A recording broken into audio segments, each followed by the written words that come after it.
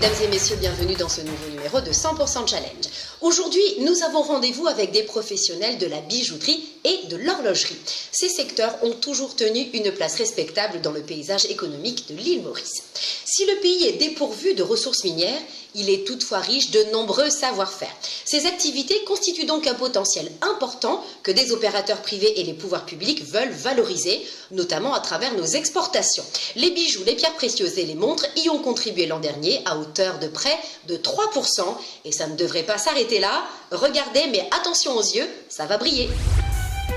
Pourvu qu'elle soit en or. La stratégie mauricienne de développement des secteurs de la bijouterie, la joaillerie et l'horlogerie consiste à valoriser les savoir-faire locaux en les mettant au service d'investisseurs étrangers, porteurs d'expertise technologique et en quête de nouveaux marchés. Comme le groupe sud-africain Stearns Casting and Refining qui a créé et exploite depuis 2012 une raffinerie de métaux précieux. Unique sur l'île, le rôle de cet atelier est déterminant afin d'améliorer la compétitivité de la plupart des professionnels qui y travaillent l'or et l'argent.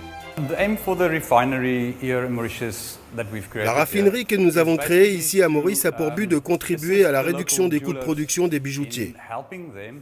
Autrefois, ils devaient envoyer à l'étranger les pièces de métal à fondre, les déchets et les balayures. Depuis que nous opérons, ils ont l'opportunité de le faire localement sans avoir besoin d'attendre les délais de transport, de payer pour l'expédition et la livraison, ni pour l'assurance de ces colis précieux. Ils ont désormais à leur portée le traitement de différents types de métaux et d'alliages, 22, 18 et 14 carats, or blanc, jaune ou rose, mais aussi argent. Nous pouvons répondre à toutes sortes de demandes grâce aux 25 ans d'expérience dans l'industrie de la bijouterie de notre directeur. Ces expertises favorisent le développement rapide de Stearns Precious Metals and Refining. Presque aussi précieux que les métaux purifiés, ces savoir-faire sont aussi progressivement transférés aux techniciens mauriciens, recrutés par la filiale locale du premier raffineur d'or privé sud-africain. Par bonheur, nous avons recruté une excellente équipe. Ici, nous sommes dans un processus de formation continue. C'est indispensable car on ne fait jamais tout à fait la même chose. Leur challenge, c'est donc d'être en mesure d'adapter les principes et d'apprendre pas mal de choses. Il y a beaucoup à apprendre, mais le plaisir galvanise les jeunes techniciens mauriciens. Dès lors, les procédés sont assez rapidement maîtrisés. C'est un plaisir parce que beaucoup de monde a la chance pour travailler avec ça. Mais ici, nous travaillons avec ça, nous faisons lingot, nous faisons granulation, nous faisons l'argent, l'eau, mais c'est une merveille quand nous regardons ça. Comme d'abord, quand nous travaillons rentré, nous analysons, nous regardons qui travaille, qui produit chimique nous mettons là-dedans. Nous checkons les photos, nous checkons le poids, et puis nous mettons, nous mettons dans le produit chimique, et quand nous finissons de melter, nous drillons, après nous HCE en haut pour analyser, et quand nous finissons, nous gagnons un résultat, nous passons l'autre état. Nous envoyons avec refining. Pour arriver à un tel niveau de pureté au terme du processus, il est important d'analyser parfaitement la composition des matières reçues, parmi lesquelles toutes sortes de déchets qui contiennent les métaux que l'on veut récupérer. Après le procès du melting, je reçois des échantillons, des drillings comme celle-ci, que je scanne avec l'XRF. Et l'XRF me donne une idée du pourcentage des éléments qu'il contient. Mais pour avoir des résultats plus précis et exacts, j'ai fait d'autres analyses, les failles AC. Les failles AC aussi connues comme la cupellation. C'est une méthode traditionnelle pour séparer les métaux précieux, or et argent, des impuretés. Alors la chimie entre en jeu, ce qui implique une attention soutenue concernant le respect des normes environnementales. En fait, nous servons beaucoup de produits chimiques, nous ajoutons un alloy avec lui. Donc là, quand l'eau et l'argent finissent séparés, donc nous mettons des autres produits pour faire l'eau là, une plus pure encore. Nous sommes très fiers pour l'environnement aussi. Donc nous avons une machine qui est bien haute technologie qui ramasse tout ça dans la fumée toxique qui nous travaille parce que nous travaillons beaucoup avec des produits chimiques. Donc quand ils sortent dans l'usine, c'est l'air pur qui sort.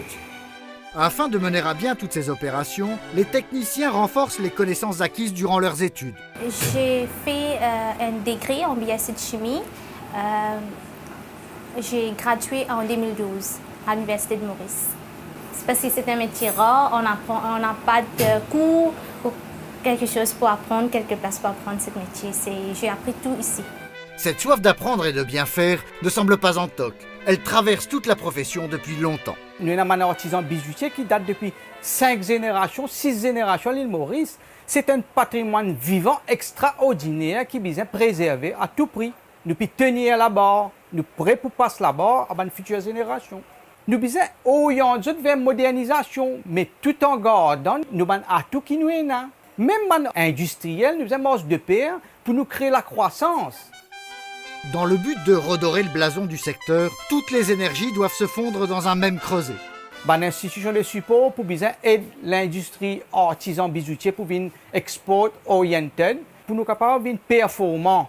Le côté design, le côté marketing, le côté tendance, tout en gardant ce quartier culturel. Nous avons un projet innovateur en tête, un jewelry village tout près de l'aéroport, que nous sommes capables d'exposer nos bijoux, nos savoir-faire.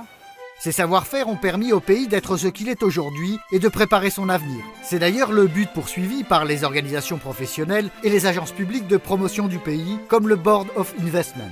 Le fait qu'on est en train de voir Maurice se développer en un pays high income economy, comme on dit et tout, et c'est très important pour nous de miser sur tous les potentiels que Maurice dispose actuellement et surtout les compétences qu'on a et aussi d'accroître toutes les activités économiques du pays.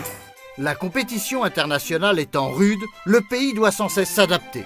On est en train d'adopter une stratégie de promotion beaucoup plus ciblée pour attirer des entreprises qui sont spécialisées dans le micromécanique et aussi dans la bijouterie et aussi dans l'horlogerie.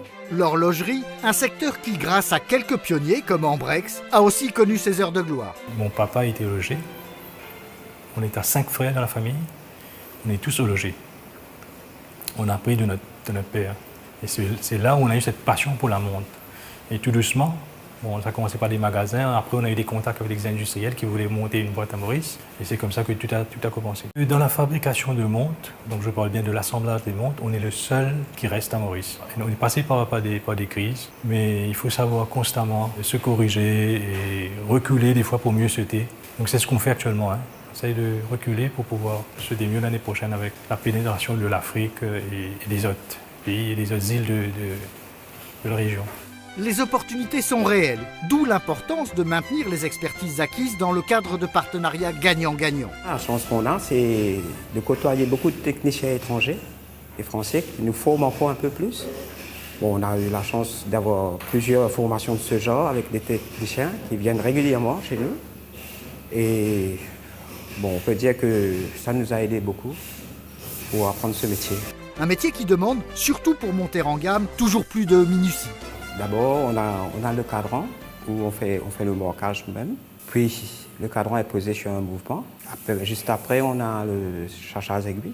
Puis, l'ensemble cadran-mouvement est emboîté dans le boîtier de la montre. Il y a la tige qui doit être coupée à la longueur voulue. Puis, fermeture de fond. Fermeture de fond, on la pose du bracelet. Après, pour toutes ces opérations-là, on a des contrôles en même temps qu'on fait. Quand la montre est terminée, on a des tests d'étanchéité, par exemple, à faire. On a un test lanterne, comme on dit, qu'on garde. On garde les montres, par exemple, 12 heures sur le verre et 12 heures sur le fond pour vérifier qu'elles fonctionnent toujours, même après. Et puis, on a livraison au store, où il y aura un contrôle final, avant l'emballage. S'ensuivent les expéditions vers le monde entier, notamment les nouveaux débouchés, en s'appuyant sur les relations anciennes.